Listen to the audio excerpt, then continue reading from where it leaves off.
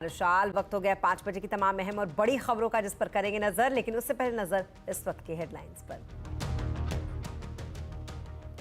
साल खत्म होने से पहले बाजार का जोश हाई, आज नए शिखर पर बंद हुए इंडेक्स। सेंसेक्स 700 पॉइंट से ज्यादा उछला, सेंसेक्स तो निफ्टी 200 अंकों से ज्यादा की चला। आज 3 आईपीओs की हुई लिस्टिंग। हैप्पी फॉरगिंग्स करीब 18% प्रीमियम के साथ 1001 पर हुआ लिस्ट, लेकिन क्रेडो ब्रांड्स और आरबीजेड ज्वेलर्स ने किया निवेशकों को निराश। 2023 में कैसी रही बाजार की चाल और किन किन सेक्टर्स के दम पर दौड़ा बाजार, देखिए बुलेटिन में बाजार ईयर इंटर स्पेशल।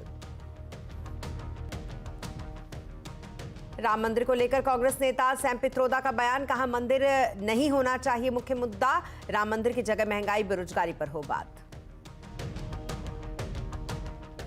सरकार ने नारियल की खेती करने वाले किसानों को दी राहत, कोपड़ा की एमएसपी में 300 रुपए प्रति क्विंटल तक की बढ़ोतरी। पटना में गंगा पर बनेगा केबल ब्रिज, मोदी कैबिनेट के बड़े फैसले। भारत जोड़ो के बाद अब कांग्रेस निकालेगी भारत न्याय यात्रा। 14 जनवरी को मणिपुर से शुरू होगी यात्रा, 20 मार्च को मुंबई में होगा समापन। कुश्ती संघ अध्यक्ष चुनाव के बाद से नाराज चल रहे पहलवानों से मिलने पहुंचे राहुल गांधी। अखाड़े में किए दो हाथ, बोले हक की लड़ाई के लिए आंकड़ा छोड़कर सड़क पर आना पड़े तो कौन अपने बच्चों को सिखाएगा कुश्ती। घने कोहरे की चादर में लिपटी दिल्ली, 200 से ज्यादा फ्लाइटों पर इसका असर। एयर इंडिया का ऐलान, बिना एक्स्ट्रा चार्ज के फ्लाइट करा सकते हैं कैंसिल या रिशेड्यूल। बुलेटिन की शुरुआत करेंगे राजनीतिक खबरों से, जहां एक तरफ अयोध्या में राम मंदिर में भगवान राम की प्राण प्रतिष्ठा की तैयारी चल रही है, वहीं दूसरी तरफ इसे लेकर राजनीतिक बयानबाजी भी जोरों पर है। अब इंडियन ओवरसीज कांग्रेस के अध्यक्ष सैम पित्रोदा के बयान पर घमासान मचा हुआ है। दरअसल पित्रोदा का कहना है कि धर्म एक निजी विषय है और इसे भारत में राष्ट्रीय मुद्दा बनाने की कोशिश की जा रही है, जो कि चिंताजनक है। खास करके उन्होंने प्रधानमंत्री को लेकर यह चिंता जताई है। साथ ही उन्होंने ये भी जोड़ा है कि कभी कभार मंदिर के दर्शन के लिए जाना ठीक है, लेकिन आप उसे मुख्य मंच नहीं बना सकते हैं। I am worried about it because I see too much importance given to religion. I see that democracy is being undermined.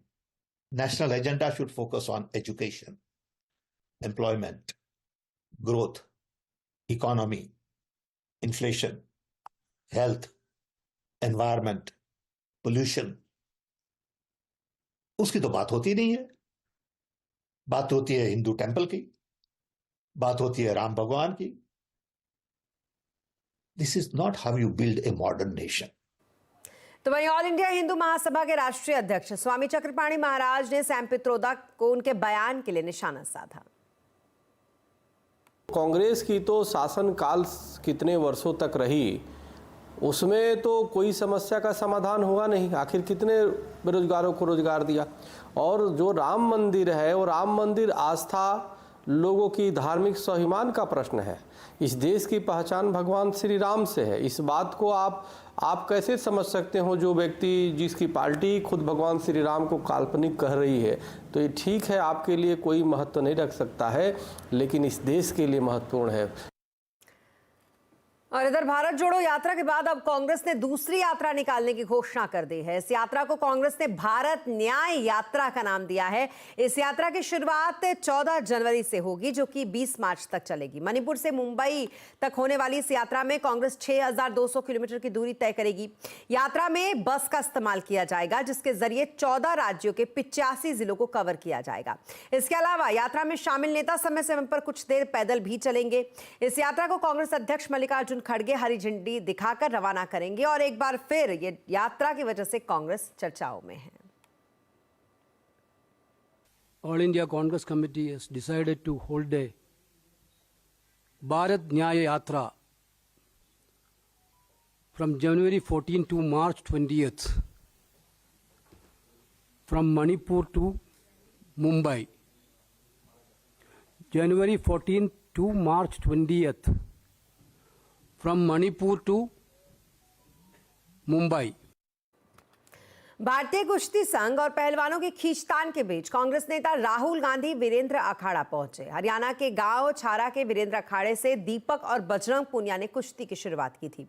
Rahul Gandhi काफी समय तक अखाड़े में ही रुके, जहां उन्होंने पहलवानों के साथ बातचीत की। इस दौरान राहुल बजरंग पुनिया के साथ कुश्ती में दो हाथ आजमाते भी नजर आए।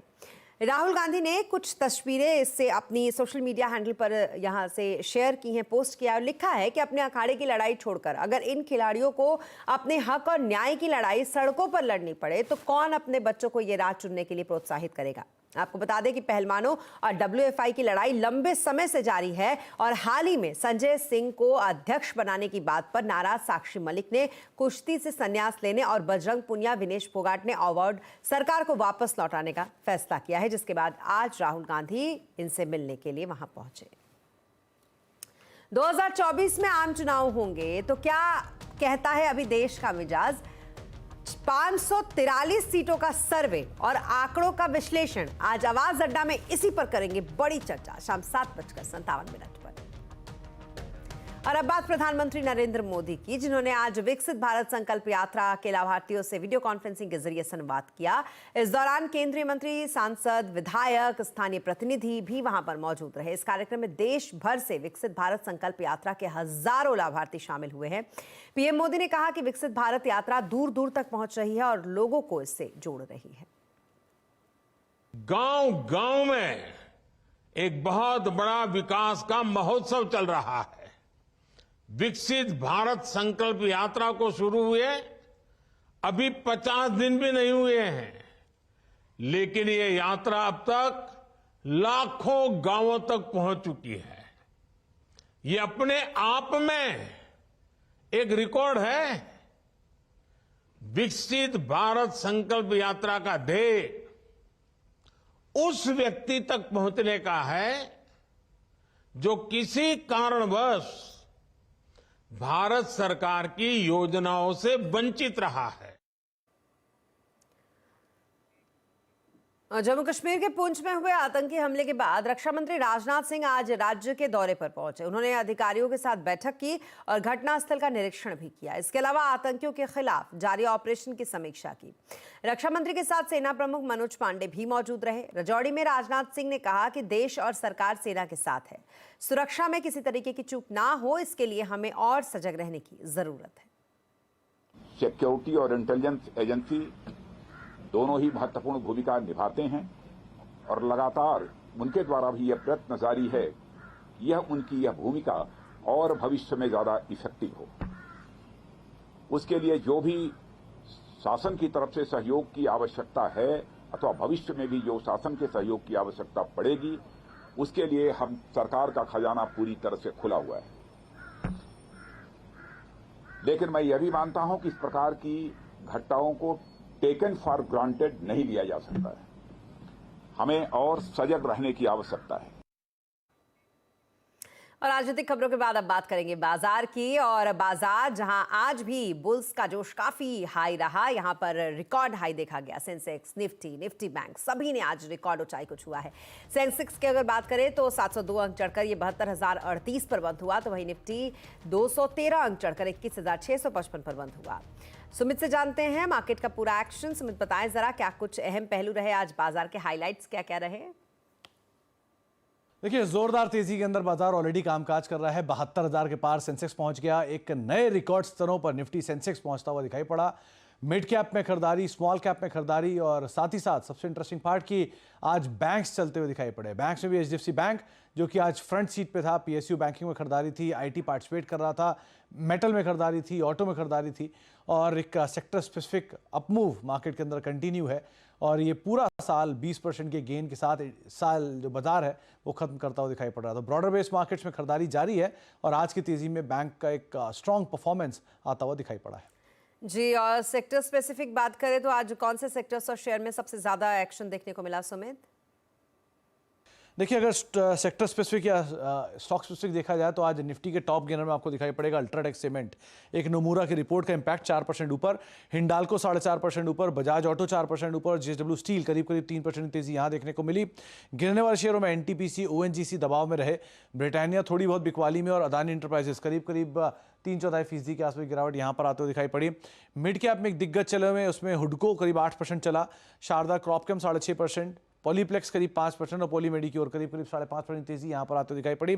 गिरने वाले शेयरों में मोतीलाल ओसवाल 3.5% नीचे रहा, सफारी इंडस्ट्रीज करीब 3.5% नीचे, कैस्ट्रॉल और वेस्ट लाइफ करीब 2.5 से लेकर 3% की बिकवाली यहां पे आते हुए दिखाई पड़ी। आज पीएसयू बैंक का दिन था तो पीएनबी 92 रुपये करीब 3.5% ऊपर, bank of Baroda, UCO bank, SBI सब में एक अच्छी खरीदारी बनते हुए दिखाई पड़ी।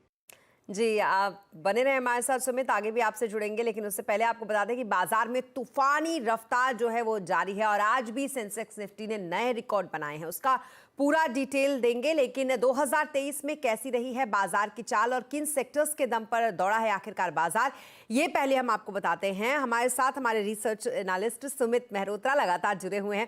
तो सुमित, वैसे तो अभी 2023 खत्म नहीं हुआ है, कुछ दिन बाकी हैं अभी इसमें, लेकिन फिर भी हम इस साल को अगर देखें तो बाजार की चाल जो थी वो कैसी रही?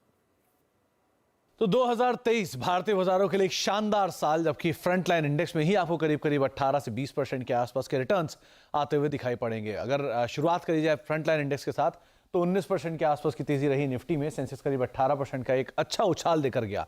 पिछले 16 में से ऐसे 10 साल गए हैं जबकि मिड कैप इंडेक्स ने एक आउट परफॉर्मेंस दी है फ्रंटलाइन इंडेक्स को, और ये एक और साल ऐसा जबकि मिड कैप में 45% की बढ़िया तेजी और स्मॉल कैप इंडेक्स भी करीब 55% की शानदार तेजी के साथ बंद होता हुआ दिखाई पड़ रहा है। इसके अलावा कुछ लीडिंग इंडिसेस में पीएसयू एंड रियल्टी इस बार के स्टार परफॉर्मर, जहां पर रियल्टी इंडेक्स में करीब 80% की शानदार तेजी, पीएसयू इंडेक्स करीब 77% की बढ़िया तेजी में रहा, कैपिटल गुड्स 65% चला, ऑटो नए रिकॉर्ड स्तरों पर करीब अच्छी तेजी के साथ ये भी बंद हुआ, 32% की तेजी रही। फार्मा इंडेक्स में पीएसयू बैंक स्टार परफॉर्मर 31% की बढ़िया तेजी, एफएमसीजी इंडेक्स करीब 25% के आसपास का उछाल यहां पर भी आता हुआ दिखाई पड़ा। इसके अलावा जो लैगार्ड्स थे वहां पर भी एक शानदार तेजी थी, मिसाल तौर पर आईटी 25% की बढ़िया तेजी, मीडिया 20% का उछाल और मेटल डिस्पाइट ये सेक्टर के लास्ट आवर में चले लेकिन फिर भी 17% के आसपास की बढ़िया तेजी बनते हुए दिखाई पड़ी। तो एक अच्छे रिकॉर्ड स्तरों पर भारतीय बाजार बंद हो रहे हैं, इस साल की क्लोजिंग दे रहे हैं और डबल डिजिट से के आसपास के, हायर डबल डिजिट के आसपास के बढ़िया गेंस के साथ इस साल क्लोज होते हुए दिखाई पड़ रहे हैं। जी, तो सुमित, 2023 में बाजार रिटर्न के जो सुपर हाईवे पर दौड़ रहा है वो तो हमने देखा, लेकिन इस दौर में किस ग्रुप ने सबसे ज्यादा जो है वो रफ्तार पकड़ी है?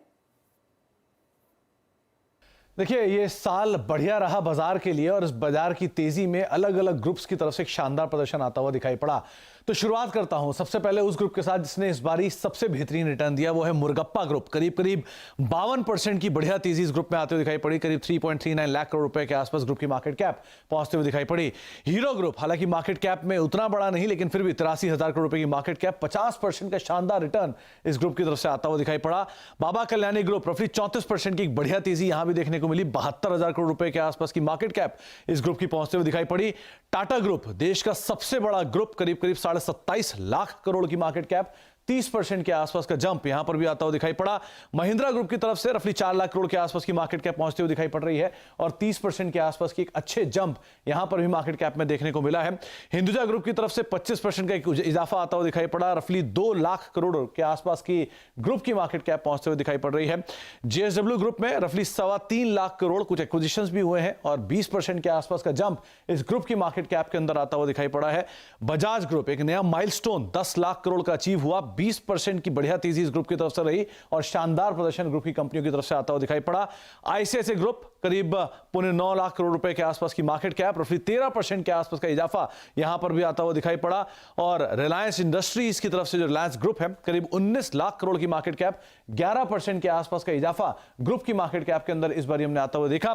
एचडीएफसी ग्रुप करीब 15 लाख करोड़ के आसपास की मार्केट कैप और 6% का इजाफा, अंडर परफॉर्मेंस रही लेकिन फिर भी करीब 6% के आसपास का पॉजिटिव रिटर्न आता हुआ दिखाई पड़ा। दो ग्रुप जहां पर नेगेटिव अंडर परफॉर्मेंस रही, उसमें वेदांता करीब 2.5 लाख करोड़ के आसपास की मार्केट कैप, 9% के आसपास का डिक्लाइन ग्रुप मार्केट कैप में देखने को मिला और अदानी समूह करीब 15 लाख करोड़ की मार्केट कैप, 28% के आसपास का डिक्लाइन इस साल में देखने को मिला। लेकिन इस साल का सबसे बड़ा जो सरप्राइज और आउट परफॉर्मेंस रही है अगर उस ग्रुप की बात की जाए तो वो है प्रेसिडेंट ऑफ इंडिया, यानी कि सरकारी कंपनियों में जो प्रेसिडेंट ऑफ इंडिया की हिस्सेदारी है वहां पर करीब करीब 48% के आसपास का जंप, रफली 33.5 लाख करोड़ इसकी वैल्यू पहुंचते हुए दिखाई पड़ी। तो एक आउट परफॉर्मेंस पीएसयूज की तरफ से और इस बार के बड़े पावर हाउस में उनका नाम शुमार होता हुआ दिखाई पड़ा। जी, बहुत शुक्रिया तमाम डिटेल्स के लिए आपका सुमित। तो ये हमने दिखाया आज के मार्केट के हाइलाइट्स के साथ साथ 2023 में जो मार्केट के पूरे हाइलाइट्स रहे ओवरऑल, उन सारे डिटेल्स को हमने आपके सामने रखा। अब 2024 की अगर बात करें तो लार्ज कैप जो शेयर है उसके नाम 2024 रहने वाला है, ये कहना है इन्विजन कैपिटल के नीलेश शाह का। बाजार के नया हाई लगाने के बाद सीएनबीसी आवाज से एक्सक्लूसिव बातचीत में नीलेश शाह ने कहा है कि अगले साल बड़े पैमाने पर एफआईज जो है वो भारत आएंगे और पैसा लगाएंगे।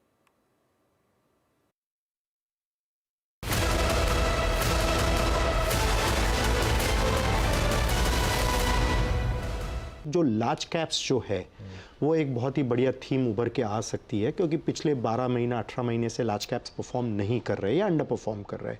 मेरा ऐसा मानना है कि जैसे ही अप्रैल मई में इलेक्शंस ख़त्म होते हैं तब फॉरेनर्स की बहुत बड़ी मात्रा में लिक्विडिटी आएगी। कई लोग जो अभी भी है फेंस सिटर्स है, और मेरा ऐसा मानना है कि ये जो इलेक्शन आउटकम जो आ जाएंगे उसके बाद उनके लिए एक नेक्स्ट 5 इयर्स के लिए इंडिया या हिंदुस्तान में एक बहुत बड़ी स्टेबिलिटी दिखेगी, पॉलिटिकल स्टेबिलिटी, इकोनॉमिक स्टेबिलिटी, और उनको वो कोई भी हालत में छोड़ना नहीं चाहेंगे। तो मेरा ऐसा मानना है कि उनके कमिटमेंट्स और उनके एलोकेशंस बहुत बड़ी मात्रा में बढ़ेंगे।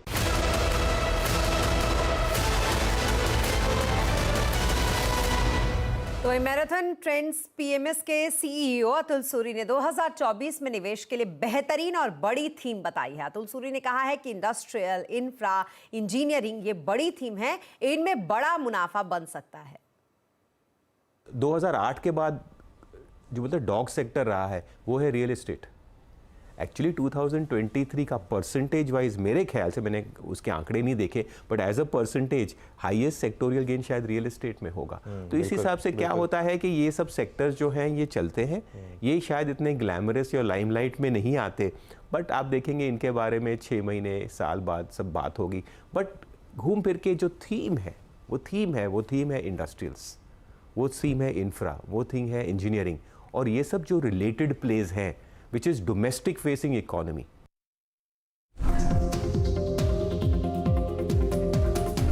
मैं एक सजेस्ट करूंगा कि आप निफ्टी में लॉन्ग कैरी करें। आपको कल एक अच्छा खासा, मुझे लग रहा है, गैप अप मिल सकता है,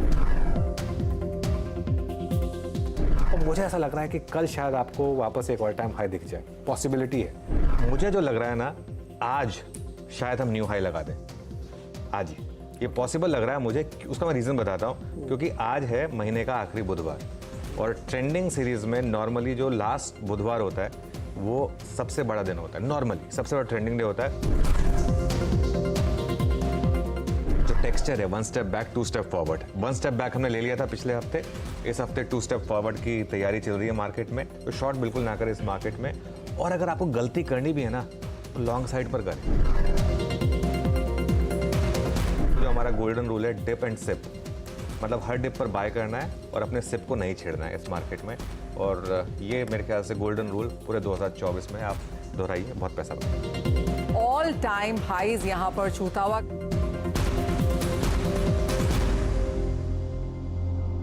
एफएनओ गुरुकुल की अब बात करेंगे। एफएनओ गुरुकुल की शानदार सफलता के बाद सीएनबीसी आवाज ला रहा है एफएनओ गुरुकुल सीजन 2। दूसरा सीजन पहले के मुकाबले कहीं ज्यादा धमाकेदार होने जा रहा है। आपके पास इंडस्ट्री के दिग्गज फ्यूचर्स एंड ऑप्शंस की बारीकियां सीखने का मौका मिलेगा, और वो भी बिल्कुल सरल भाषा में, ताकि आप इनसे अपनी ट्रेडिंग को बेहतर बना पाएंगे। इस बार गुरुकुल में पोर्टफोलियो मैनेजमेंट पर भी खास फोकस रहने वाला है। तो फटाफट रजिस्ट्रेशन कराइए। रजिस्ट्रेशन के लिए क्यूआर कोड जो है उसे स्कैन करिए, हमारी स्क्रीन पर इस वक्त वो दिया हुआ है, और साथ ही हमारे वेबसाइट पर भी आप जा सकते हैं। ज्यादा जानकारी के लिए हमारे सोशल मीडिया हैंडल्स पर भी आप जा सकते हैं। बाजार में आईपीओ की बहार जारी है। आज भी बाजार में हैप्पी फॉर्जिंग की 18% प्रीमियम पर लिस्टिंग हुई है। कंपनी का शेयर एनएसई पर 1000 रुपए प्रति शेयर के भाव पर लिस्ट हुआ। आपको यहां बता दें कि हैप्पी फॉर्जिंग्स का आईपीओ 19 से 21 दिसंबर के बीच खुला था, जो कि करीब करीब 64 गुना तक सब्सक्राइब हुआ था।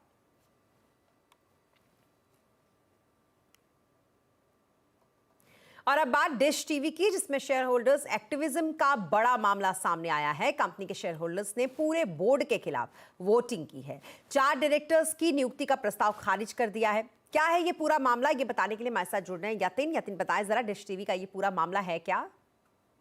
देखिए, डिश टीवी से हम देख रहे हैं कि काफ़ी समय से शेयर होल्डर एक्टिविज्म चल रहा है और फाइनली जो ईजीएम अभी कंडक्ट हुई उसके अंदर शेयर होल्डर्स ने एक बड़ा फैसला लिया है। लगभग 71% जो वोटिंग हुई है उसके अंदर शेयर होल्डर्स ने जो प्रस्ताव था कि जो इंडिपेंडेंट डायरेक्टर्स हैं और दूसरे डायरेक्टर्स हैं उनके टेनोर को एक्सटेंड किया जाए, एक नई टर्म दी जाए, उसको खारिज कर दिया है। इनफैक्ट राजेश साहनी जो नॉन एग्जीक्यूटिव डायरेक्टर के बनने के प्रस्ताव था वो खारिज हुआ है। इसके अलावा बीरेंद्र कुमार टागरा और आंचल डेविड, इनकी भी जो इंडिपेंडेंट डायरेक्टर की जो नियुक्ति थी इस पे शेयर होल्डर्स ने एक कैंसिल मार्क लगा दिया है। तो एक बड़ा फैसला शेयर होल्डर्स ने लिया है। इसके अलावा अगर हम शंकर अग्रवाल की बात करें तो इनको इंडिपेंडेंट डायरेक्टर बनाने का भी प्रस्ताव गिरा है और कॉर्पोरेट अफेयर्स मंत्रालय के आदेश पर ये जो ईजीएम बुलाई गई थी इसका ये पर्टिकुलर आउटकम देखने को मिल रहा है।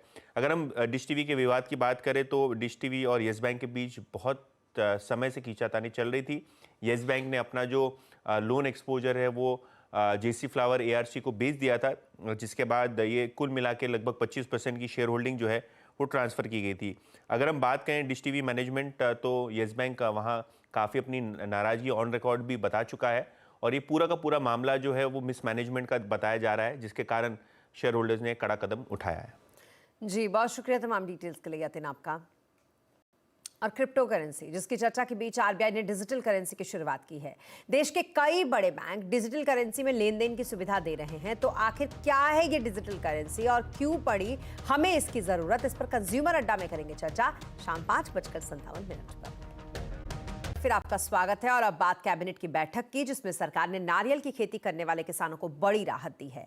सरकार ने यहां पर कोपरा की एमएसपी में 300 रुपए प्रति क्विंटल तक बढ़ाने का फैसला किया है। तो वहीं इसके अलावा बिहार की अगर बात करें तो यहां पर गंगा का केबल ब्रिज बनाने को भी कैबिनेट से मंजूरी आज मिल गई।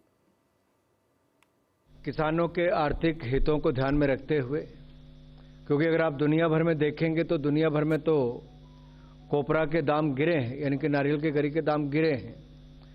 लेकिन जैसा मोदी सरकार ने पहले ही कहा